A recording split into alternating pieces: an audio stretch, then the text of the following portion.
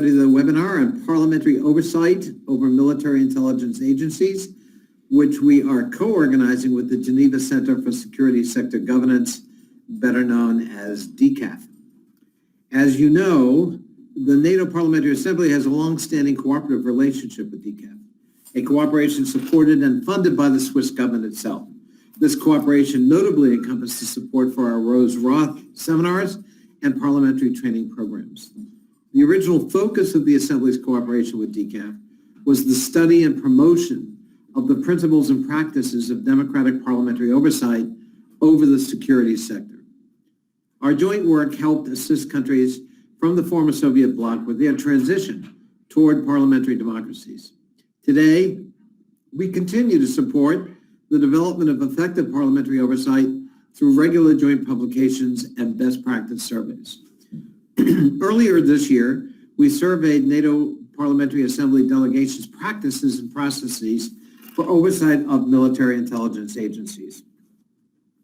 I want to thank DCAF for initiating the interesting and timely study they provided. I also want to thank delegations for sharing their insights and their experiences. The responses yielded valuable information and insights which analysts at DCAF could leverage into a study which will be released in the coming weeks. I certainly look forward to a preview of all of that in today's discussion. As you know, I've made a commitment to the democratic values undergirding our alliance as a key priority. NATO has entered its 8th decade as the bedrock of our nation's security and a beacon of stability for our partners. The one constant throughout these years, and the key to making this the most successful alliance in history, has been an internal commitment to shared common values. The principle of democratic control of the armed forces and the security sector is a crucial part of that value set. The armed forces and security services enjoy a special place in our societies, and rightly so. They are the first line of protection and the centerpiece of national security. But democratic control is essential to ensure that those security services are effective and serve the public weal. As parliamentarians, we have the essential responsibility to carry out effective parliamentary oversight in a rigorous and hopefully nonpartisan way, while preserving the confidentiality which is necessary for our security institutions to conduct their missions effectively. We must also keep them accountable to democratically elected authorities, especially parliamentary bodies. We must ensure that they implement the political goals that are set out by the civilians in government, in Parliament, and in the government itself. Only in this manner will they continue to enjoy the confidence of the citizenry they are meant to protect and serve as instruments of a democratic government.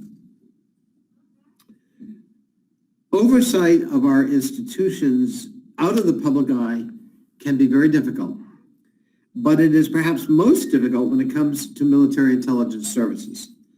I'm looking forward to gaining further insights into the various practices across the alliance. More importantly, I hope we can all take some of those insights home to our respective parliamentary oversight functions. I'll stop here and give the floor to Darko Stanchik, who represents DCAF today. Darko is an assistant director of the head of the Europe and Central Asia Division. Welcome, Darko. The floor is yours. Honorable President, honorable members of the NATO Parliamentary Assembly, I'm really pleased to be able to address you, and thank you very much for that introduction. As a Global Center for Excellence on Security Sector Governance, DCAF, Geneva Center for Security Sector Governance, has worked for many years to improve our common understanding of the importance of norms and standards and of parliamentary practices in this field, broad field, which is oversight of the security sector and more specifically oversight of the intelligence sector. And much of this effort has been centered around our cooperation with the NATO Parliamentary Assembly. Together, over the years, we have delivered joint trainings and seminars. We have organized dialogues in the famous Rose Roth format. And in general, we have aimed to bring allies and partners together, promoting Euro-Atlantic values and looking for, those common emerging standards that we all aspire to implement. Alongside this effort, DCAF has published prolifically on challenges linked to overseeing intelligence security services, an area we feel continues to deserve attention throughout the Euro-Atlantic area and among all the partners. As the Assistant Director of DCAF, I am truly delighted to be here and to present to you this study, which would not have been possible without your participation. It explores the evolution of military intelligence and its place within the broader framework of parliamentary oversight. It identifies the key characteristics of this security service, military intelligence, and examines how these challenge the efforts to institutionalize effective oversight practices. I want to thank again our partners in the NATO Parliamentary Assembly.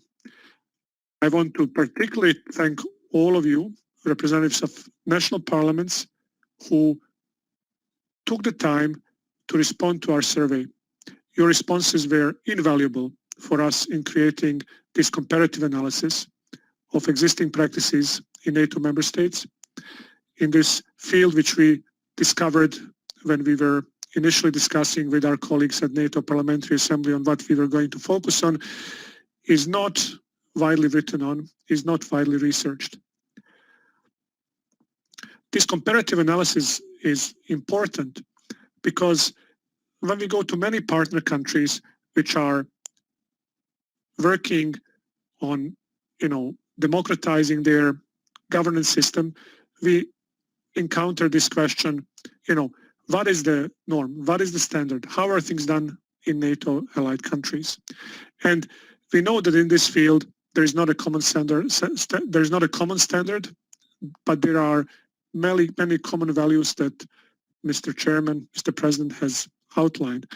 And however, when it comes to nuance of practice, one needs to look around. One needs to have a very deep understanding of various national systems within which different practices emerge before one attempts to advise a partner country wishing to achieve a standard. So this study that we are promoting today is aimed at all those responsible for conducting oversight, but also all those who are overseen, because they also play a role in making sure that the information that's needed to parliamentarians and staffers is available, that there is sufficient access and transparency, and that questions that are out there are earnestly answered, without which the oversight cannot work. So we all work from the same premise that all activities in democratic states should be open to parliamentary scrutiny, military intelligence included.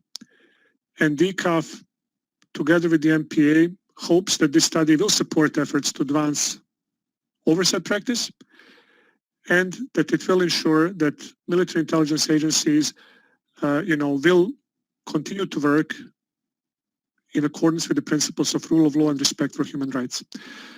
With this, I thank you again, and I'm very proud to be part of this virtual event, obviously hoping that next year we will be convening also face-to-face, which is also something we in Geneva at DCAF very much miss. Thank you very much.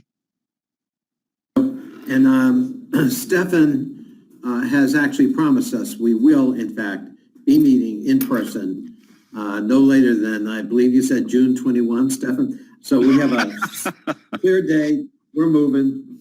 All right. Thank you so much.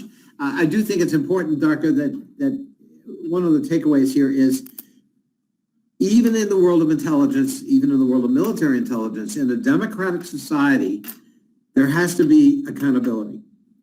You cannot allow a culture of impunity that is impervious to accountability to ultimately the elected civilian government. And what that happy balance is in the world of intelligence, obviously, is the subject of our discussion today. I want to welcome Dr. Mindya Bashakmadze. Am I pronouncing that right, Mindya? Yes, that's great. Thank you. Who is a senior research fellow at the Max Planck Foundation for International Peace and the Rule of Law. Our second expert is one of our own, Kevin Jones, who is the chairperson of the Assembly Science and Technology Committee and the deputy head of the UK delegation to the NATO Parliamentary Assembly. And back home in the UK, he is also the deputy chair of the Intelligence Security Committee. He also has the title I see on my screen, Right Honorable. I don't know why I only have the title Honorable. I'm going to have to check with Kevin to find out what the secret is. That sounds better. In any event, we're delighted to have you both here for the conversation. And Mindya, if I can use your first name to make sure I don't introduce your second name, if you'd go first, and then Kevin, if you'd follow. Welcome. Thank you very much, Mr. President, dear colleagues, dear participants. Good morning, good afternoon, or good evening. I'm delighted to be here today to have this opportunity to present and offer my short remarks on this topic. I'm going to talk about parliamentary oversight in general of intelligence agencies, and these remarks are based on a recently drafted paper. As you know, military intelligence is a broad term, and there is no universally applicable definition or model of military intelligence. So distinction can be made between segments of military intelligence that form a part of the armed forces on the one hand, and the civilian institutions placed outside the security, outside the defense and military sector, but fulfilling military intelligence functions. So we have several segments of military intelligence in many countries, and those segments, they are not necessarily subject to the same legal regime of oversight.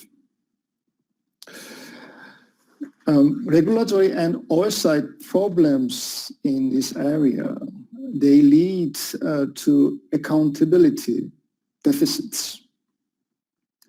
And we will try to address some of them in my short presentation. I would first address special character, special problems of accountability in this area. And then I would try to describe the main features, main contours of the oversight frameworks. I am talking about the frameworks because we do not have an universally applicable only framework, but there are several regimes of oversight. Sometimes they interact, interplay, sometimes they are complementary to each other, but sometimes there are also some unnecessary overlaps that create additional obstacles to oversight. So what is so special about military intelligence and its oversight? First of all, it is the structure of military intelligence, its subordination to the defense and military sector. Military intelligence is a part of military establishment, operating in the context of multilateral military operations. Those areas of policy, it is not so easy for parliaments to penetrate them and to exercise effective oversight. So the structure of military intelligence and its functions. Second, as I mentioned before, we have several elements, segments of military intelligence, that are dispersed across military organization and not necessarily subject to the same oversight regime. At the same time, military or defense intelligence agencies, they operate at the intersection of intelligence and military communities, using broad and intrusive powers. And sometimes we have a problem because the conditions for the use of such powers and competencies are not clearly defined in law. Now, in addition to that, military intelligence measures are often classified as a part of military operations. Those measures, they provide support to military operations, and there is a close interagency cooperation at home and abroad. When it comes to interagency cooperation at the domestic level, it is interesting to observe that military intelligence agencies increasingly cooperate with the law enforcement structures and other security services. On the one hand, there is a need for such cooperation.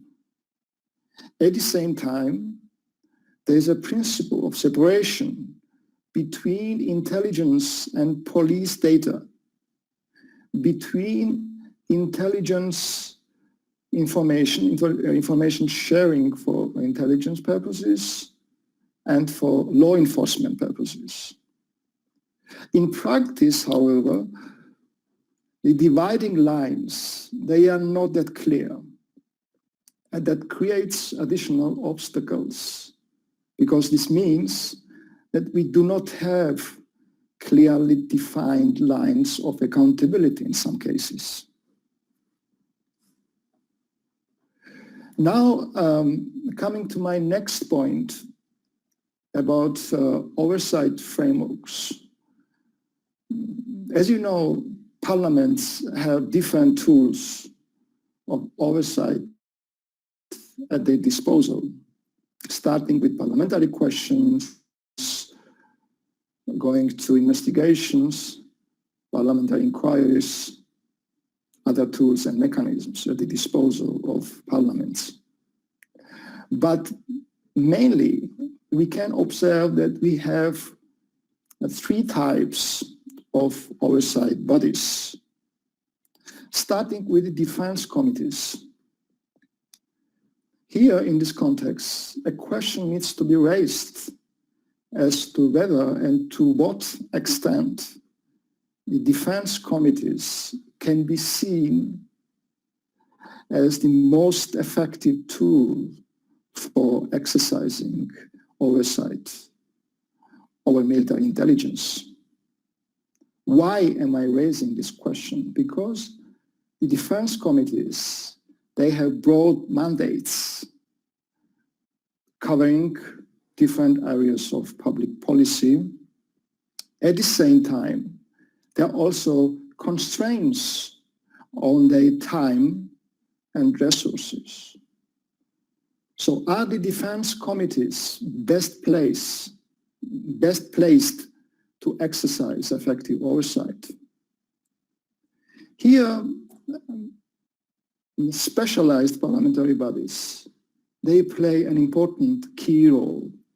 I would say, to some extent, also a complementary role, because their mandates, in many cases, they are more targeted, more specific.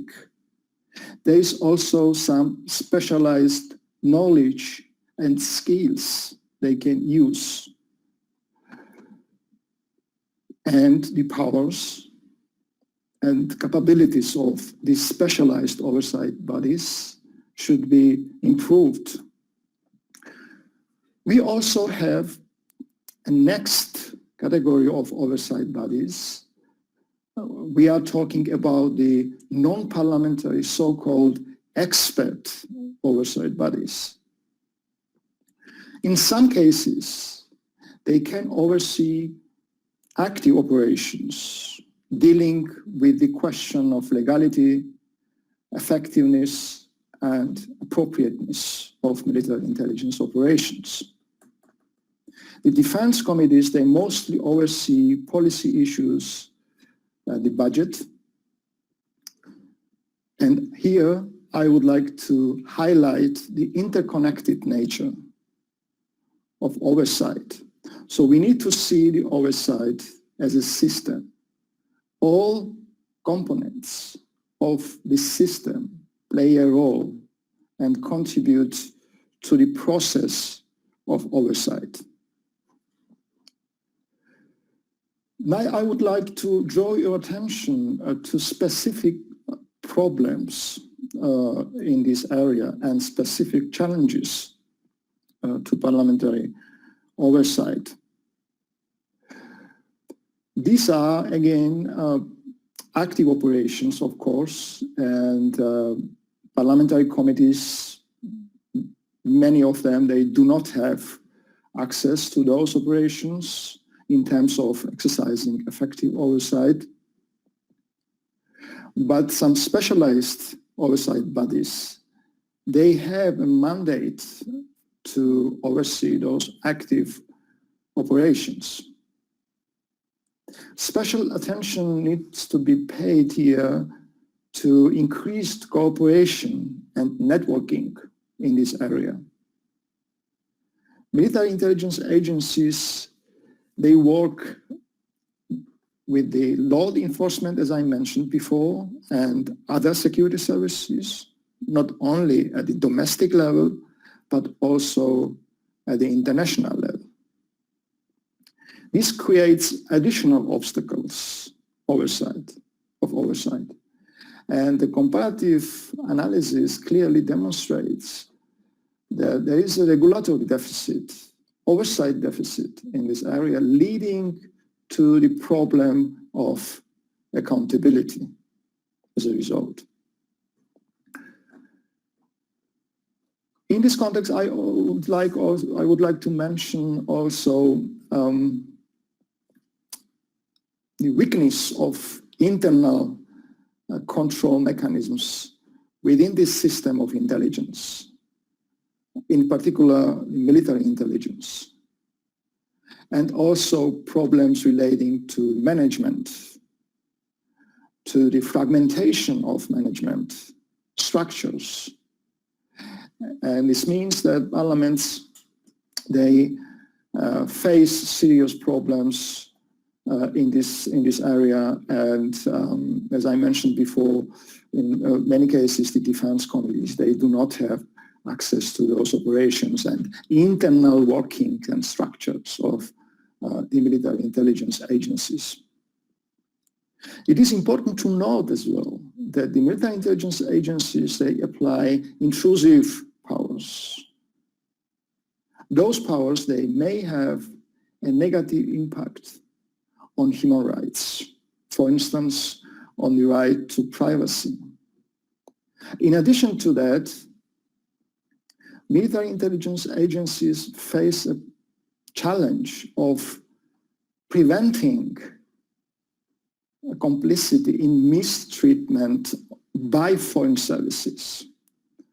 The parliaments and oversight bodies, they also face a challenge to exercise meaningful and effective oversight in this area. But it is also important to note that the parliaments, they first need to adopt a regulatory framework, to create a legal framework, some kind of legal guidance and criteria in this area. And on the basis of this regulatory framework, they would then be able, in a position to exercise oversight. Preventing complicity in mistreatment by services has been discussed, and some countries already adopted legal norms and guidance in this area. when it comes to access to information, this is one of the issues which also remains problematic in many countries. The military intelligence agencies, they do not always easily disclose certain types of information, but I would like to emphasize that the legislation in some cases offers meaningful resolutions, good framework for addressing this particular problem of access to information. For instance, in some countries, such as France and Spain, the laws explicitly exclude certain types of information from general parliamentary access, I would say. These are mostly information on active operations, intelligence working methods, intelligence sources, as well as intelligence cooperation, international cooperation and information sharing.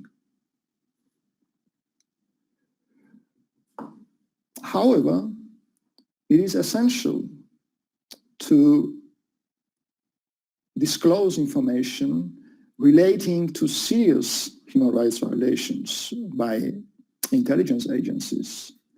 This is essential to guarantee, to ensure accountability for violations, as well as effective access to legal remedies. So in my concluding remarks, I would like to emphasize once more and highlight the interconnected nature of oversight. Different elements of this system play a meaningful role and contribute to the process of oversight. And this cooperation and coordination should be strengthened in the future.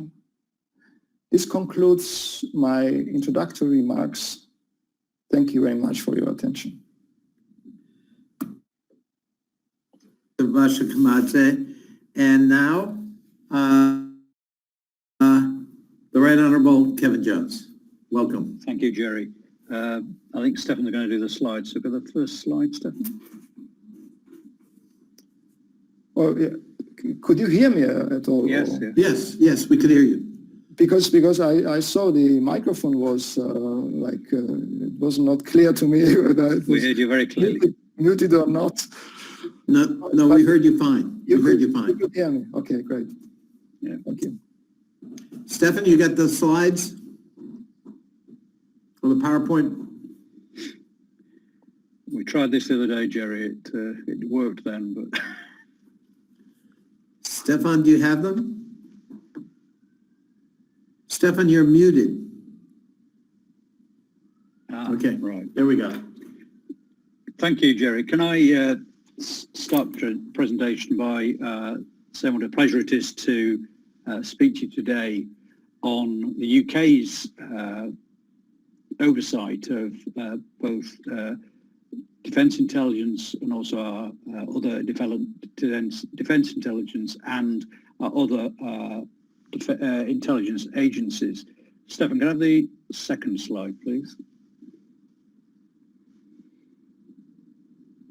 As you'll see, our history in terms of security, of the scrutiny of our security service goes back to 1994.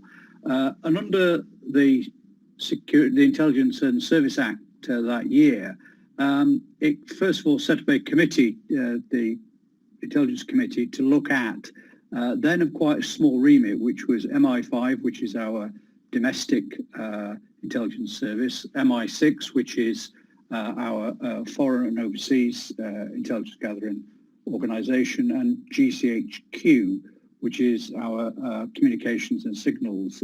So that was quite a small remit. Also at that time, the remit of the committee was that it could only oversee policy, the expenditure, and administration. We inherited the responsibility for defence intelligence. In the UK, defence intelligence, it comes under the Ministry of Defence. And the reason for that was because of the classification of information which defence intelligence covers couldn't be covered by the Defence Select Committee, which is another committee of Parliament.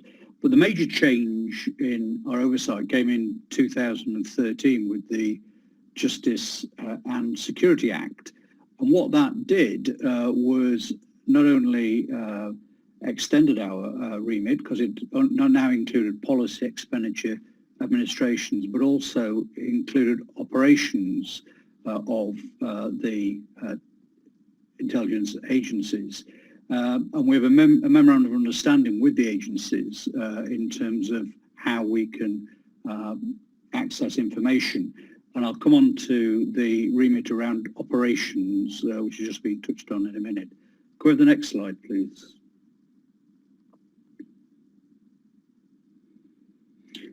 As I say, we have quite a broad remit now. It's because it covers MI5, MI6, GCHQ, defence intelligence, but it also covers scrutiny of the Joint Intelligence Organisation, which is the organisation which in central government in the UK pools the information together and does the security assessment.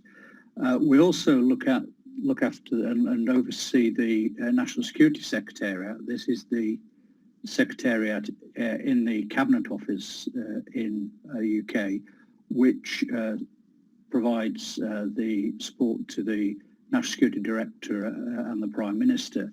And we also have a remit for the Office of Security and Counter-Terrorism, which comes under our internal Home Office department in the UK and straddles policy areas around counter-terrorism, mainly in a domestic sense. Can we have the next slide, please?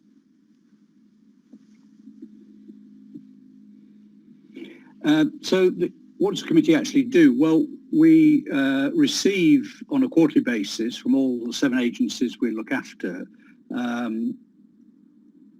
reports updating ourselves on policy, administration and finance, but also importantly on operations. But these are retrospective.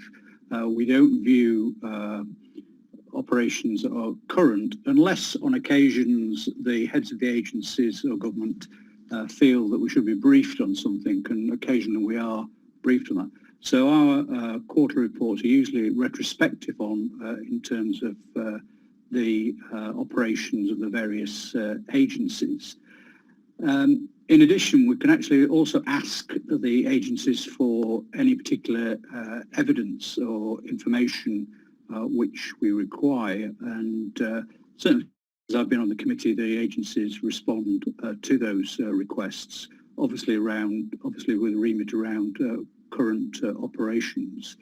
But we also take oral evidence from the government ministers in terms of those responsible. So it'll be the Foreign Secretary who is responsible for the MI6, the Home Secretary or Internal Affairs Secretary is responsible for MI5, Defence Secretary for military intelligence and so on. But we also once a year have a meeting with the Prime Minister to cover any areas which we feel need to be brought to his or her attention. But we also have before us academics and other interest groups who wish to give evidence to us, and including journalists. And I'll come on to one of our reports recently, what the various groups which came before us. And I think it's also already been touched on, is because we have the highest classification of security clearance, our meetings are in private, and the transcripts are not published.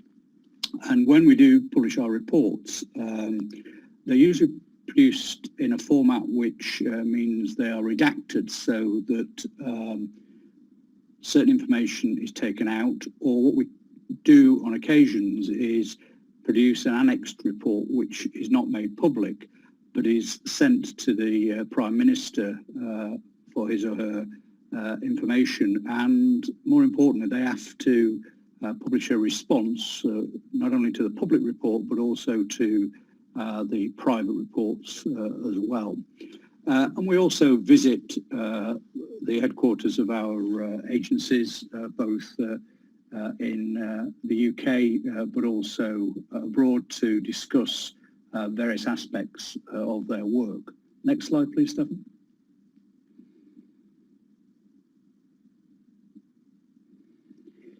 We also undertake international visits. Usually we visit our Five Eyes partners, which is Australia, US, New Zealand and Australia. But we've also had visits in recent past to Germany, for example, to talk to not only our equivalent committees in those countries, but also interact and talk to the various agencies. And that's about not only looking at what they're doing, but also exchanging ideas. And they're certainly very helpful visits in terms of sharing best practice and meeting parliamentarians in different countries that have similar roles to which we have in the UK. Next slide, Stephen.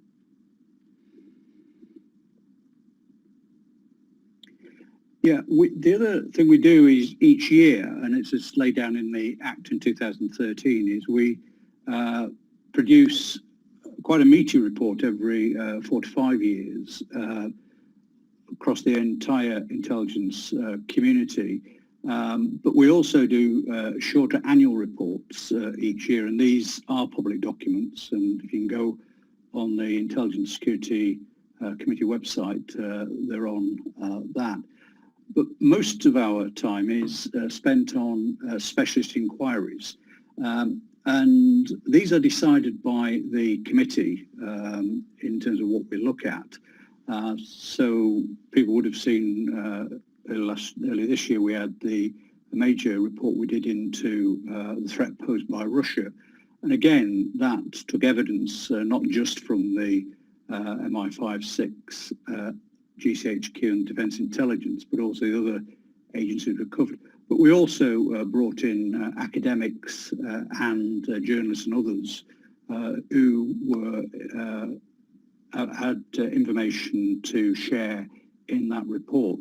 And that report was, as I say, produced in, that was one that was produced in two aspects. One, there was a public document, but then there was a more specialised annex, which was private and was sent to the Prime Minister. Next, please.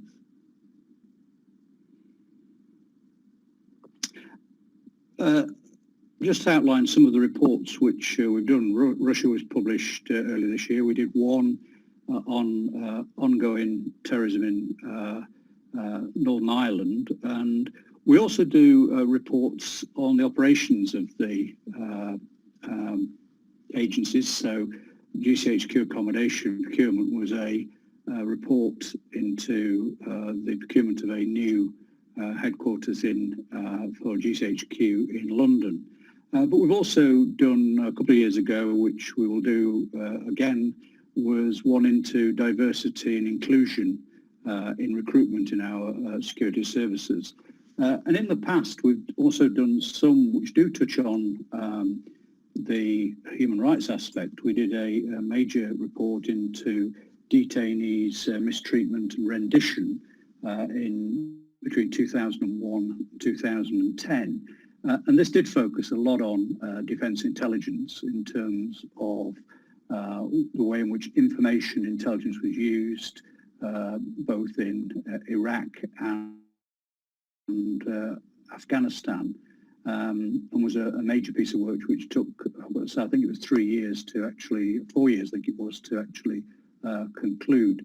And currently we're working on a report around China, and a new report which is just about to start this week is looking at the threat from right-wing terrorism in the UK. Next slide, please. In terms of defence intelligence, as I say, the defence intelligence in the UK is under the Ministry of Defence. Therefore, it would normally be looked at by our Defence Committee, but because of the classification of the material which we have access to, that's not possible. As I said, the Intelligence Security Committee of Parliament gained responsibility for defence intelligence. And we do have the head of defence intelligence who came forward a couple of weeks ago in terms of general updates. But we also visit defence intelligence as well to look at the work they're doing. And just recently, the Ministry of Defence has announced a new national cyber security force, which is a joint body between the Ministry of Defence and GCHQ. And the oversight of that will be taken on board by the Intelligence Security Committee. So I think it shows the way in which our role expands in terms of the areas which we look at. The unique thing about the committee is that, as I say, it has access to the highest classification of intelligence. And that is a difficulty in the sense that there's a lot that can't be put in the public domain. But I think it's important that from a parliamentary point of view and a public's point of view, as Jerry said at the start, that the agencies do have parliamentary oversight, which is not part of the executive, but is part of Parliament. Our current committee has 9 members on it. It's a joint committee between the 2 chambers of the House of Commons, both the House of Lords and the House of Commons. And it's a mixture of members in terms of political parties. I represent the Labour Party, but there's Conservative members on, there's a member from the Scottish Nationalist, and then there's a member from the House of Lords. And is genuinely, in my experience, the time I've been on the committee, a very bipartisan committee. It's not one which is party political. And it's made up usually of parliamentarians who either like myself, being a minister, I was Under Secretary of State for Defence in the last Labour government, or people like our current chair, Julian Lewis, who is a long-standing parliamentarian who used to be the chair of our Defence Select Committee for a number of years, and has a particular interest in defence and security issues. So with that, Jerry, I'll finish my presentation. Thank you very much for listening. Thank you, Kevin. Thank you so much. I think it is now time to open it up, Stefan, for any questions. I know we have a number of people participating in this remote visual presentation. Can we allow people to come on the screen and ask their questions directly, or? Yeah, we have, at this point, we have one request from Turkey, from the Turkish Parliament, and from the staff level. Okay. It's Serkan Göçe. Serkan, you are recognized. And we would ask everybody to keep their questions to 1.5 minutes so that we can allow our 2 panelists and Darko to be able to respond. And if people go over 2 minutes, I will cut them off.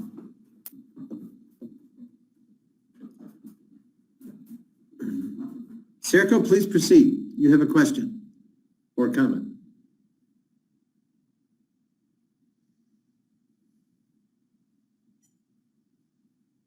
Right. He's no longer on, but we have our Deputy Secretary General, Henrik Blidal, who has a question. Henrik, you're recognized. Hi, everyone. I figured I got get the ball rolling with some questions here. I have two questions. One is for Mr. Vashak Matze, if I'm pronouncing that correctly. In terms, I mean, Kevin already talked about the importance in the UK system of having people from across different parties represented to sort of give the oversight legitimacy as well. Is that something we see across the board, or are there parliaments where it is more focused on maybe the government parties, and then is there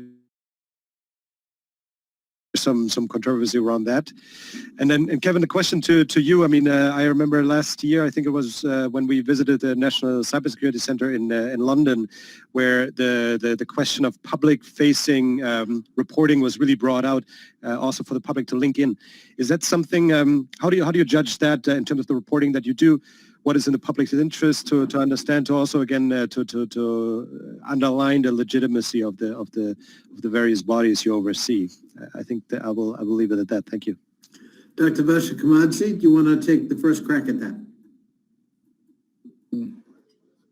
Thank you very much for your question. Yes, our comparative analysis also shows that this is more or less common practice, including politicians from opposition forces, from different parties in the composition of oversight bodies, parliamentary committees. We have several cases also discussed in this paper, and sometimes the law clearly, explicitly addresses this issue and prescribes actually that the opposition should be present in the committee. In some cases, the chairman or chairwoman of the committee is also a representative of opposition political party. So yeah, we see this practice, and this makes sense absolutely, because it is something which strengthens public confidence in the system of democratic accountability. And yeah, in Europe at least, we see this feature in many domestic legal systems. Yes. Thank you. Kevin, did you want to take a crack at the second part of Henrik's question about their visit to the London Centre and the opportunity for public input and accountability? Yeah. Can I just also touch on that one as well? Of course. I think it is important is that our committee, as I say, is bipartisan and between the two houses. It also has a clear situation in the Act that the Prime Minister can't determine who the chair was. Quite strangely this year, I can say this. The Prime Minister tried to get a former cabinet minister as chair, and it was leaked in the press that this was going to happen. And lo and behold, when the actual committee met, it didn't choose the individual who the Prime Minister wants. So I think that is important in terms of credibility, in terms of the independence of certainly our committee and other committees. In terms of the public facing, I mean, this is a very difficult area because we are talking some of the most highly classified information. But one thing that our GCHQ, our Communications Signal Intelligence, did a few years ago was open the new National Cybersecurity Centre in London, which is its public-facing centre. And it has two aims. One, to engage with industry and try and get a cooperation between industry and our agencies, but also as a public-facing role in trying to encourage the awareness around cyber intelligence, cyber security for the public. And then we've also, I think, in the last few years seen a huge change in our agencies. At one time, the head of MI6, who was actually called C, and he signs his letters C still. No one actually knew who his name was, and it was always kept secret. Now, if you go on Twitter, you can find he's even got a Twitter handle, for example. And we've recently, in the last few months, got 2 new heads of services. Both I know are committed really to doing a lot more public-facing, public interviews, for example, television interviews, which again, if you'd gone back 10 years ago, just didn't happen. And I think that is important in terms of getting public confidence. And that, I think, linked with the oversight that we do, I think can build it, because I'm a firm believer, as you said, Jerry, in your opening statements, that in democracies we need to ensure that our intelligence services do have that oversight, because at the end of the day they've got to have the confidence of the public who elect us, but also who are being protected by them. That's right. Thank you. And they also need to be accountable to our elected representatives, such as yourself. Yep. So, I mean, we can't have rogue operations that are, in fact, potentially anti-democratic in nature, That's true, representing a democracy. I mean, there has to, they have to be given a lot of leeway given the nature of their work, but on the other hand, they ultimately have to be accountable. Thank you, Kevin. Next is Agnes Fedai from Hungary.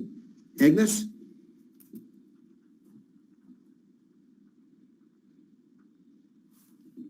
Agnes, are you with us? I see you. I see your silhouette. Okay, hello. Hello, everybody. First, congratulations to Jerry for his election, and hello, everybody, and wish you all the best. And I would like to thank DCAF as well. I've been working with DCAF, actually, in Southeast Europe and about oversight, and I would like to ask a question which probably hasn't been touched upon, and that is the vetting process of members of parliament. We have been mentioning that members of parliament are sitting in these oversight committees. But in my country, you have to go through a vetting process to be able to sit in such a committee. And of course, it's a good thing, because sometimes politicians might use these very important national secrets or international secrets for bad purposes. But on the other hand, vetting process can be used for political purposes as well. It happened, actually, in NATO Parliamentary Assembly. One of my Hungarian colleagues, Marta Demeter, she used to sit in the Science and Technology Committee. She was actually excluded from the committee because she had to go through a vetting process again. And she, just 2 years after the previous one, she was simply said she poses a threat to Hungarian national security. So can you comment on the importance of vetting process and how it can be like a positive and a natural and an objective one? Thank you very much.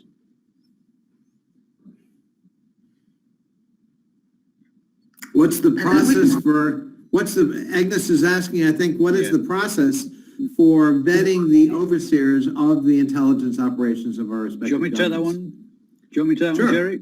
Yeah. Well, I'll just tell you how it works in the United Kingdom. We have a committee of 9. And what happens is the political parties, it's usually done a balance between the various political parties in terms of the proportion of members they have in each parliament. So we've got to say at the moment our committee is made up of the Labour Party, Conservative Party, and the Scottish Nationalist Party, because they the Scottish Nationalists are the third largest party. And then we have the House of Lords. So until recently, in the House of Lords, we have what they call a cross-bench independent peer. That's someone who's not any party alignment at all. What happens is the parties are asked for their nominations, and they're nominated to the Prime Minister. There is a vetting process, but it's usually the people who are nominated are usually of people in the past who've held ministerial office or some situation.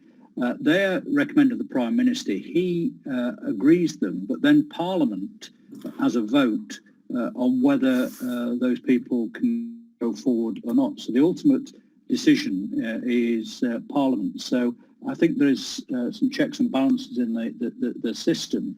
The other thing, as well, as a member of the committee as well, you have to agree to sign something called the Official Secrets Act, which is just about to be, the government have announced they're going to update this.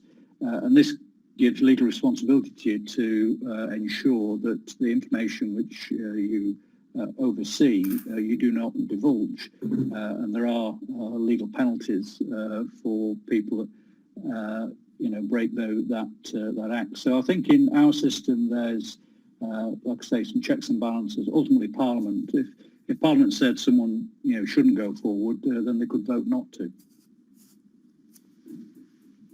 I would assume, Kevin, by the way, that part of that vetting is also informal.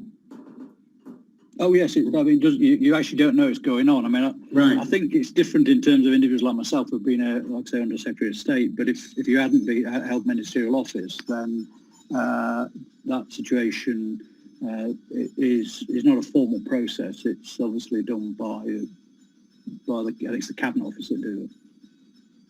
It's a good question, though. Next, we have Andrew Wallace from Australia. Andrew.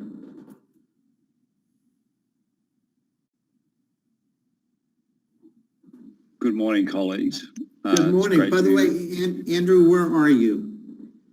I'm in Queensland, Australia. Queensland. It's So I want you to. 2:55 a.m. Oh my God! I want you to know my daughter just moved to Sydney.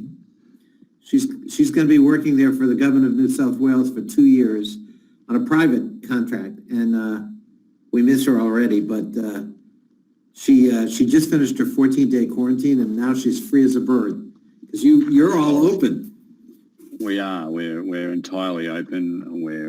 We haven't had a community case of transmission for a number of weeks across the whole country. So That's great. We have been very, very blessed. Well, you're a model. Well, thank you. We have done very well. I'm the chair of the Defence Subcommittee, and Kevin, I'm and Jerry, as part of the member of the Five Eyes, we're actually undergoing a bit of a self-examination at the moment. I don't know whether you're aware of the Inspector General of the Australian Defence Force report into different issues that we've had in Afghanistan over the years. So we're looking at our own processes in that regard at the moment, and looking at evidence in relation to some prosecutions of or potential prosecutions. So my question is, I'm the chair of the Defence Subcommittee. We have a Parliamentary Joint Standing Committee of Intelligence and Security, which is very similar to the UK model. One of my challenges as the chair of the Defence Committee is that we don't have the same vetting processes on the Defence Committee. We're not exposed or have access to the same sort of confidential or classified information in the Defence Committee as the Intelligence and Security Committee. And whenever I ask a question of a Defence Department officer or a Defence member, if they don't want to answer the question, they just say, "I'm sorry, Mr. Wallace, you don't have the security clearance to receive that information. I can't answer the question," which is extraordinarily frustrating when we have, when we supposedly have oversight of defence. So we have made a recommendation to government a number of years ago that we have similar powers to the Intelligence and Security Committee, and I know that the Prime Minister is looking at that very point at the moment. But I'm keen to hear from particularly Jerry and Kevin as to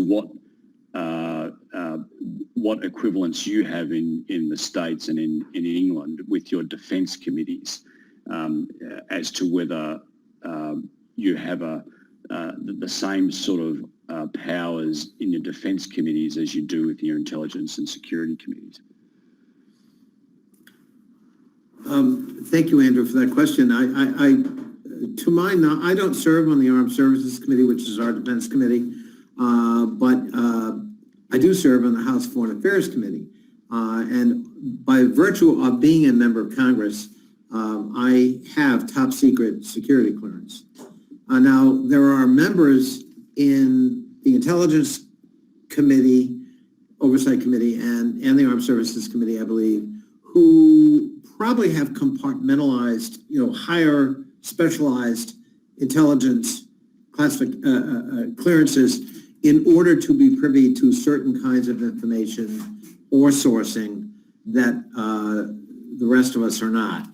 We do kind of have this system where a handful of designated members of Congress of both parties from those select committees are sort of the receivers of highly classified intelligence on certain matters, and they're the go-to group for the intelligence community to go to in our Congress, our Parliament.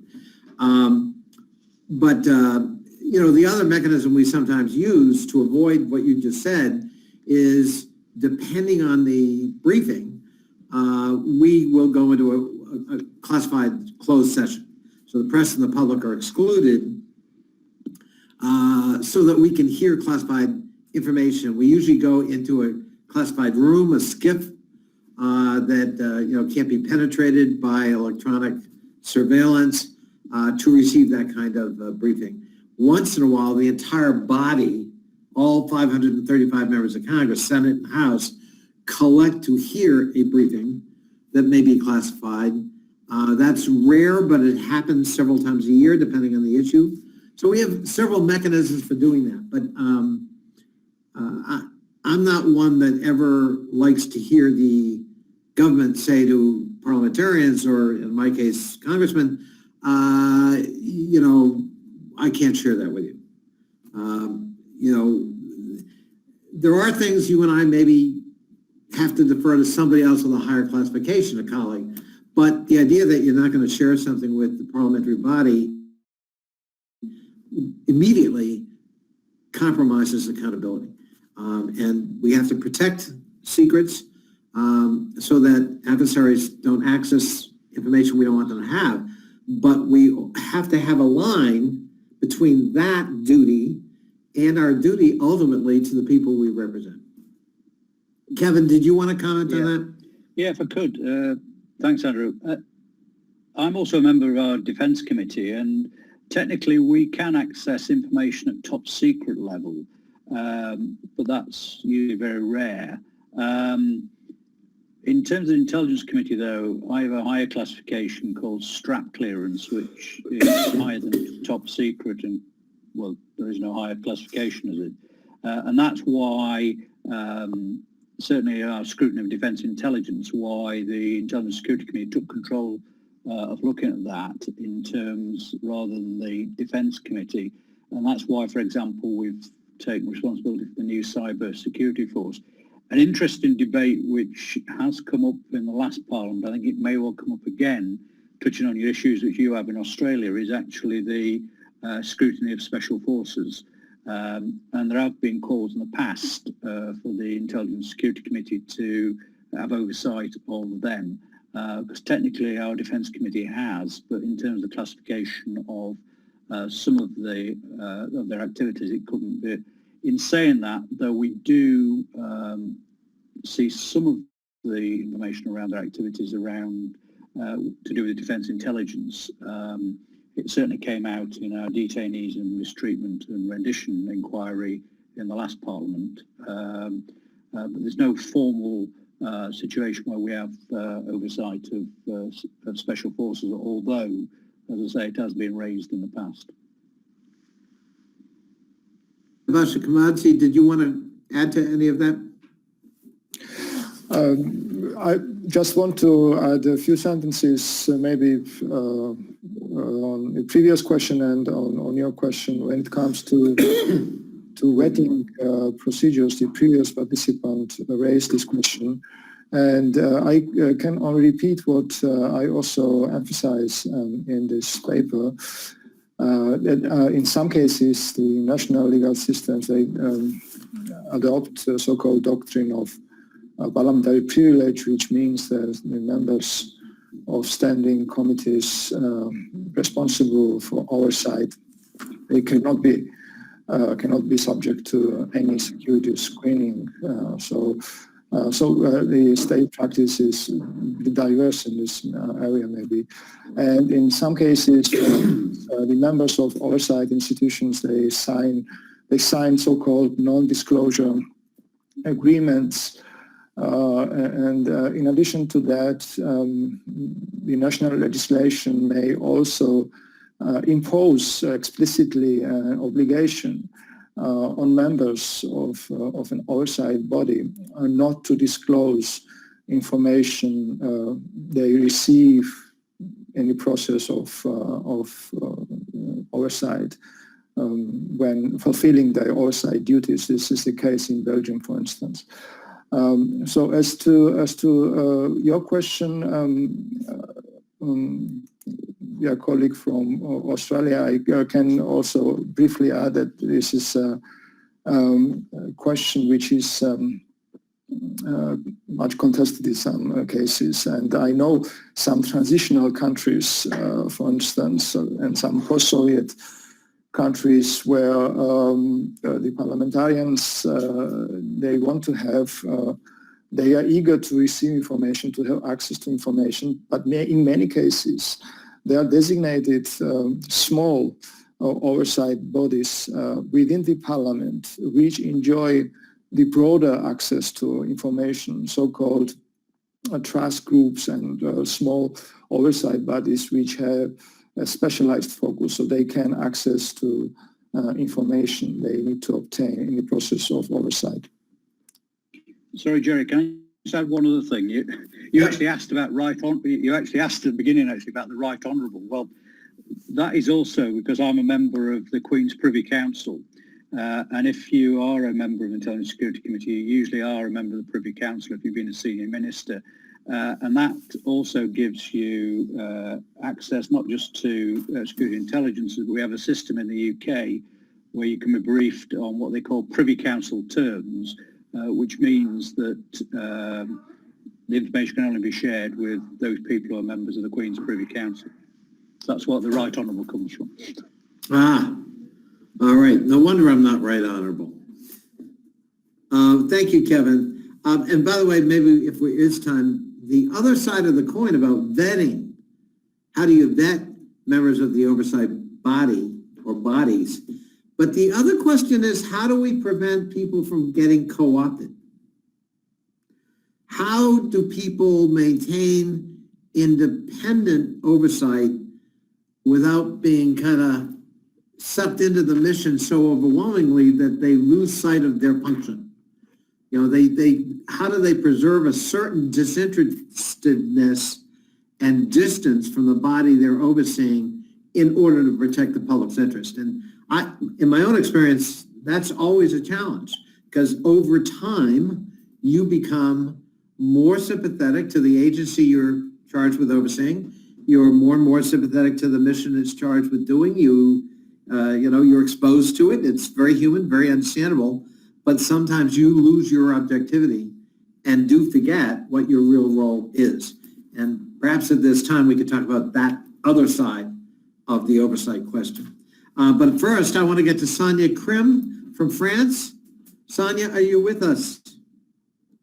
Yes, you are. And before you begin, Sonia, I want to congratulate you. You just got elected to the NATO PA Mediterranean and Middle East Special Group as chair. Congratulations. Over to you, Sonia. Merci beaucoup. Je vous remercie, Monsieur le Président. C'est un honneur de faire partie de cette grande fratrie de notre alliance. Sachez que même si je suis très jeune élue, je reste une personne très, très impressionnée par tout ce que nous avons fait, par tout ce que j'ai appris depuis 3 ans et demi. J'admire la présence de tous les administrateurs qui sont avec nous, qui nous accompagnent depuis 3 ans et demi pour qu'on puisse réaliser réellement un travail formidable depuis 3 ans et demi. Je vais directement aux questions parce que vous avez dit, Monsieur le Président, qu'il faut être très, très court. Alors, il y a beaucoup de questions qui ont été posées. Moi, je voulais revenir effectivement sur ces menaces terroristes et sur le fait que dans tous nos pays aujourd'hui, vous l'avez remarqué, on vote des lois de plus plus en plus sécuritaire pour des républiques de plus en plus fermes. Donc, ma première question, les droits de l'homme dans tout cela, quelle est la ligne de crête? Et vous l'avez éclairci, Monsieur le Président, que ce n'est pas simple de trouver cet équilibre, en tout cas. Moi, personnellement, j'ai travaillé dans le domaine du nucléaire, j'étais habilitée secret défense dans mon ancienne vie. Et quand je suis devenue parlementaire, du jour au lendemain, je n'ai pas pu accéder, voyez, donc voilà, en tant que parlementaire, je n'avais pas les accréditations, donc ça posait un petit peu un problème, surtout quand on travaille sur la sûreté nucléaire. La France a renforcé ses protocoles défense et le fait qu'on accorde chinoises ou autres à des habilités secret défense depuis quelques mois, c'est quelque chose que je gère, puisque dans ma circonscription, en plus du nucléaire, j'ai les sous-marins nucléaires aussi. Et ma question est dernière et sur la judiciarisation que j'ai beaucoup vu lors de mon rapport sur le financement du terrorisme à la Commission des Affaires étrangères à l'Assemblée nationale en France. C'était très, très dur de parler de ce sujet. C'était très, très dur de passer à d'autres étapes parce que la judiciarisation des renseignements reste quelque chose un peu quelque chose de flou. Donc, si vous pouvez nous dire quelques mots, ça serait super. Merci beaucoup. Et merci encore, Monsieur le Président.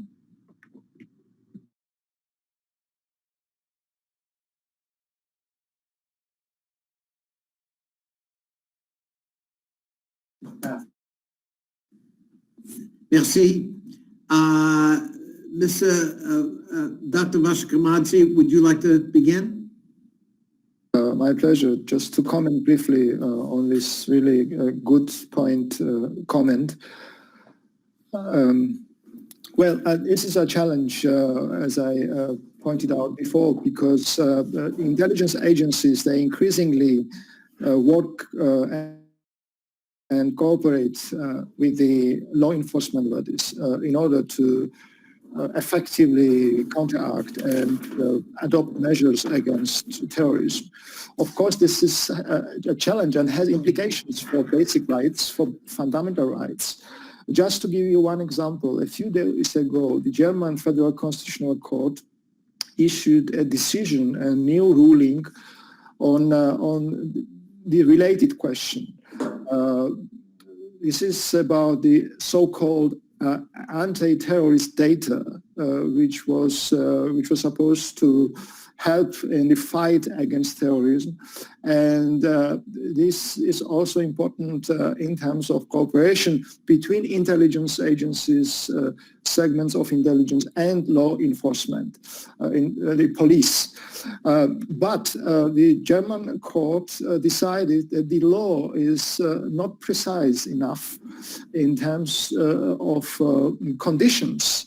The law does not explicitly define clear conditions to guarantee the constitutionality of the legislation. So it is about one provision that was added to the legislation later, 6A, and the court says that the law should be clear enough, because when the agencies go that far and adopt measures that may have negative implications for fundamental rights, then the law needs to be clear and prescribe those conditions that need to be met before the agencies are able to proceed and adopt certain intelligence or law enforcement measures. So Germany is a particularly interesting case because after 9/11, the country adopted a new legislation and administrative measures to be able to effectively fight against terrorism. But this is not, this is a common problem. I mean, I would say this is a problem in many countries where we see certain kind of, the police agencies, they are moving towards intelligence, and intelligence agencies are starting to take law enforcement measures And this creates additional problems for fundamental rights. So that's why the task, I think, is the primary responsibility of parliaments is to adopt a clear legal guidance, legal framework first, and second, to oversee effectively and ensure that this legal framework is implemented in practice. That's a really good point. I know certainly my own country has laws that prescribe domestic activity with respect to our intelligence community. You know, there's a real limit to what they can do in terms of surveilling domestic citizens. There's a legal process they have to go through to be able to do that, to justify doing that at all. Obviously, it hasn't been 100% effective, but it's been a source of controversy for a long time. But I think creating a legal framework that protects your own citizenry from certain kinds of activity that are intrusive, I think is important. You're right, creating that legal framework. Kevin. Yeah, if I just come in terms of how it works in the UK, we have an organisation, an individual called the Investigative Powers Commissioner, and it's usually a judge or someone with a legal background. Their officers are above ours in our intelligence committee, and what he does is he reviews all requests from things like bulk data requests from the agencies. Also looks at warrants that are issued for things like intercepts or involvement of agencies, whether it be break-ins, whether it be internet or signals intelligence, and they work to a code in terms of he has oversight and he reports to Parliament. So I think in the UK we have that legal framework which is in there. We also scrutinise the work of the agencies in this area. But I think the point made about human rights is an important one, because it got reviewed from our report in the last Parliament on detention and rendition, about how our intelligence agencies not just treat detainees but also cooperate with partners in terms of detainees. And if people look at that report, it's on the internet, it doesn't make pretty reading in parts. So what came out of that is something called the Consolidated Guidance, which sounds quite boring, but it's actually a fixed set of rules and regulations around which our agencies can detain people and how they treat them in terms of detainees, interrogation, and issues around use of things like torture and other things, or prohibition against the use of torture, for example, or even handing individuals over to regimes and others who may be involved in that. But it is an issue in terms of protecting the citizen, but also these are techniques certainly in terms of bulk data collection, which are required by our agencies to fight terrorism. That doesn't make it, I think, easy for a lot of citizens to understand. But certainly from what I've seen, the idea that all our agencies are just sucking up huge amounts of data isn't the case. It's very targeted for very good reasons. But it is also, I think, got to have the oversight of it, which I think we have in the UK, in terms of ensuring that it's proportional to what they have to do. Thank you, Kevin. I think our last questioner is, we've got Ahmed Yildiz back on the phone. Stefan, Ahmed, your question. Thank you, President Connolly. Greetings from Budget Plenary from Ankara. We have a committee in our parliament, almost with the same name, with the UK one, British one. But we have Defense Committee and other security committees also. But on this Intelligence and Security Committee, I don't know what they are doing exactly because I am not a member, but I may be in the future. That's why I want to get some clarity and information from three of you, possible, on the following. Does this committee in the UK, in the oversight, control whether the intelligence is collected legally in legitimate ways, or whether the intelligence information is used for illegal purposes, or whether these military guys make true right assessment on how to use it, on how to take any action or non-action it. Because since I am a diplomat, I have a bad precedent in my mind, as President Connolly will recall, prior to the invasion of Iraq. I remember the discussions very well in the US because I had served there as consul, and later I was in Syria, neighboring to Iraq. Also, I remember very well that it was a huge debate.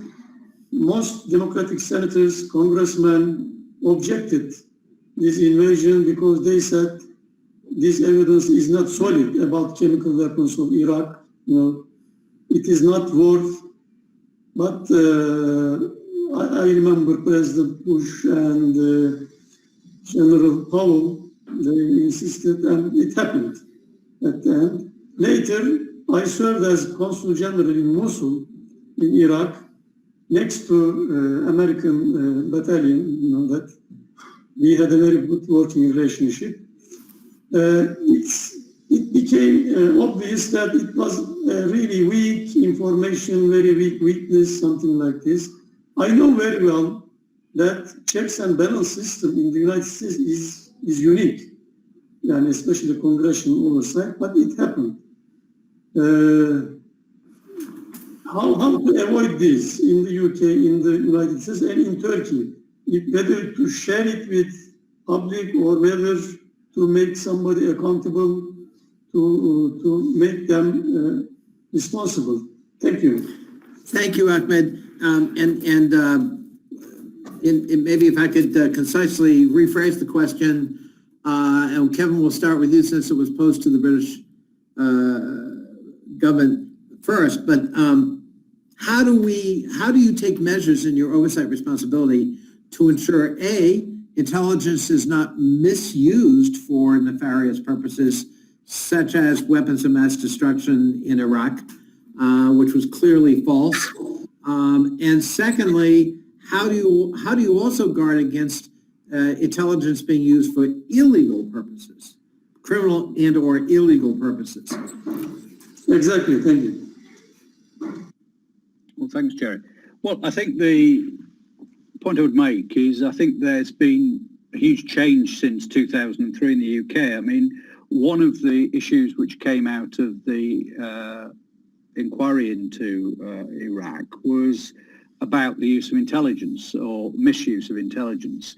And that's why we've now got the Joint Intelligence Organisations, JIG, which really pulls in together information from the different agencies to put it in a format which then is presented to ministers. And I think that's been an improvement in terms of coordinating that role across government, because I think, as someone said earlier on, there's no one agency, certainly if you're talking about terrorism right through to counter-espionage, that is going to gather this information.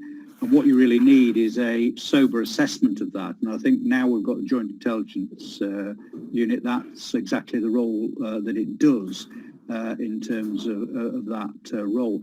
In terms of misuse, then I think there's two things to that. One, I think our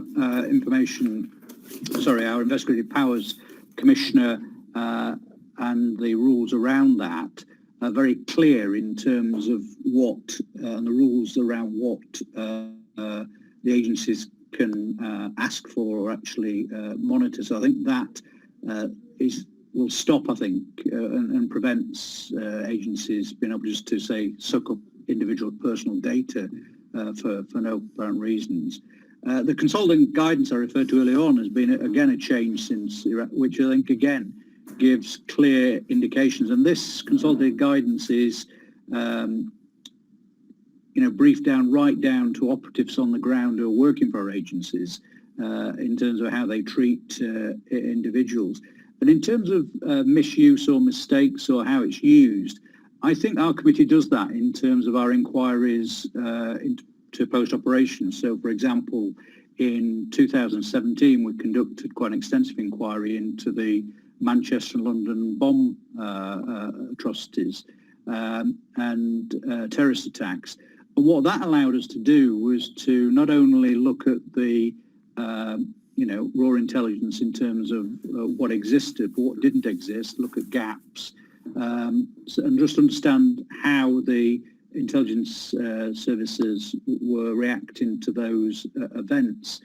So I don't think it's just our committee. I think there are things that have been put on. Have they been learned over time by mistakes? I think yes, they have. I think certainly Consolidated Guidance is strong now in terms of the ethical way in which we treat detainees, for example. And I think the Investigative Powers Commissioner, in terms of his judicial oversight of the way in which agencies can access data, I think prevents, the rogue elements perhaps was being referred to in terms of breaking the law in terms of it. But I think it's important, and where the grey area does get, which I think is, and I think someone mentioned this earlier on, which again is the reason why it's got to be a whole government approach, is in terms of intelligence, it now stretches right from police forces right through to our secret intelligence agencies.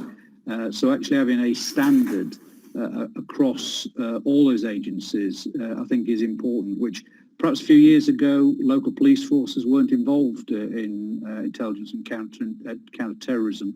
They are today. So having that, I think, oversight and that system which covers all those agencies is very important. I think that's a really good point. The problem, if there is a problem, may not always be with their intelligence operatives or agencies. It may be other services, right? It might be the military, depending on the nature of the activity. It may be police forces, as you said, Kevin. So it can't only be limited. Prescriptions and guidelines and behavior directives in terms of what's right and what's wrong, what's legal, what's not, really has to be more than just our intelligence agencies because of the interconnectedness that Dr. Ashkenazi talked about earlier in your opening remarks. And Dr. Ashkenazi, it's only appropriate you have the final word. Would you like to comment on that? Thanks a lot. Yes, short comment. Of course, this is a big question. And it always depends on in which context we use the intelligence data and what we mean exactly, specifically, when we are talking about the misuse of intelligence. Because, as my colleague from the UK just pointed out, there's, for instance, a consolidated guidance in the UK. There is a law relating to the same issues in Canada. In some countries, the regulatory framework is pretty problematic, in some countries absent. But if we are talking about the use of intelligence or misuse of intelligence in general, for instance, in the context of privacy, or in the context of private data, then in some cases the expert oversight bodies are dealing with this particular issue, not necessarily general oversight bodies, parliamentary committees.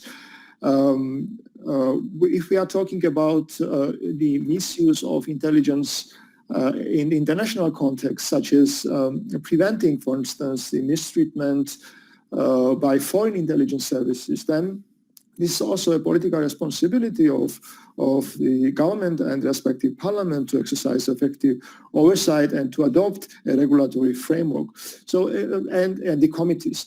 So these contexts are different, and that's why I highlighted this interconnectedness of the system. So the members or the components of the system, they need to have clear responsibilities.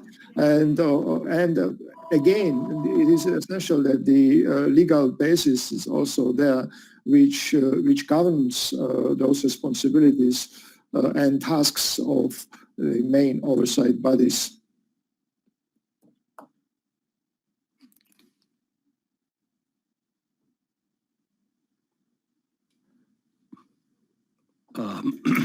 We have one additional speaking request, Mr. President. Yes. Sorry? We have one additional speaking request, Mr. President. We are already at the end. I'm not sure whether you want to take him. Mr. It's certainly is Jean-Christophe Lagarde. That's right, yes. Okay, Jean-Christophe, if you can do it real briefly because we're already over time. But we want to fit you in. Go ahead. Je vous remercie, Monsieur le Président. Je suis désolé, j'ai dû m'absenter puisqu'il y avait un vote à l'Assemblée nationale et que je n'avais pas le choix que d'y aller. Moi, j'ai trois questions rapides. Sachant qu'en France, il n'y a pas de surveillance des services de renseignement ou quasiment pas par le Parlement. On n'est pas tout est entre les mains du...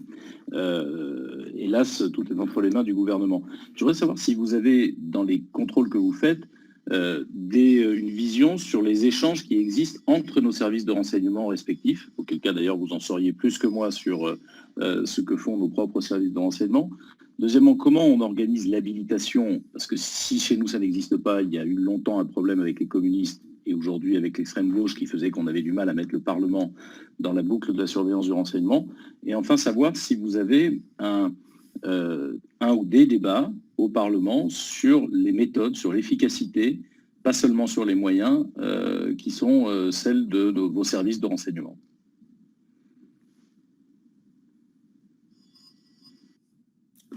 Thank you, Jean-Christophe. We did address the vetting question a little bit earlier. Kevin, I don't know if you want to add to that a little bit. How do you guard against the wrong influences, playing an overseer role who could be potentially compromised? Well, I think you possibly need to put that to the electorate who elect them in the first place. But the issue is, I think, in terms of how our system works, is the parties decide, like I say, nominees. I think in terms of having, like we have, like I said, the Official Secrets Act, which is going to be updated shortly. You know, you have legal obligations. So even if you are elected parliamentarian, you're not immune from the law if you do break that law. So I think that gives some pressure or some influence on the individuals. So even if they did get access to information and then released it, then the law could be taken against them. So I think it seems to work. So our Official Secret Act is a bit outdated. It's going to be updated, but it does give you legal obligations. So I think there's some security there. I think in terms of allowing information to. But ultimately, it's not down to us to say who is elected to our legislators. It's down to the public, which no doubt Mr. Trump's found out in the United States.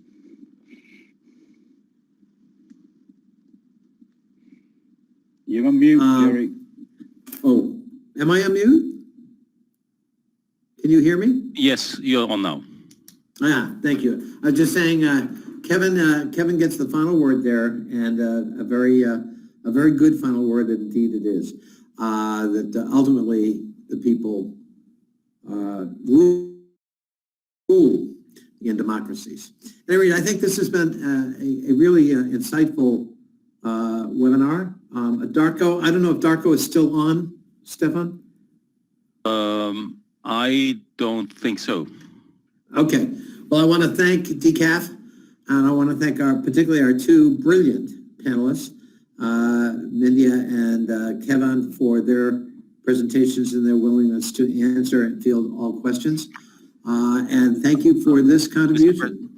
Darko, you're back. There he is. Darko, would you like to take us out? Any final words? Well, I was here the whole time. I just forgot to ask to speak, so I could still listen to this, very insightful conversation. And as these things, as these important issues such as vetting and the role of Parliament and partisanship, bipartisanship, when it comes to such sensitive issues as national security, are being discussed, among NATO PA members, I can assure these same questions we are getting from the partner states, and they are facing the same problems, have the same interest in clarifying continuously as they go through different legislative cycles, how to be more effective. So I think this was very insightful for me, and we obviously take note of it and appreciate the opportunity to be here with all of you. So best regards from DCAF from Geneva. So good. Thank you very much. And thank you to everyone. Please have a healthy, happy, peaceful holiday. Stay healthy. And vaccines are on the way. Thank you all.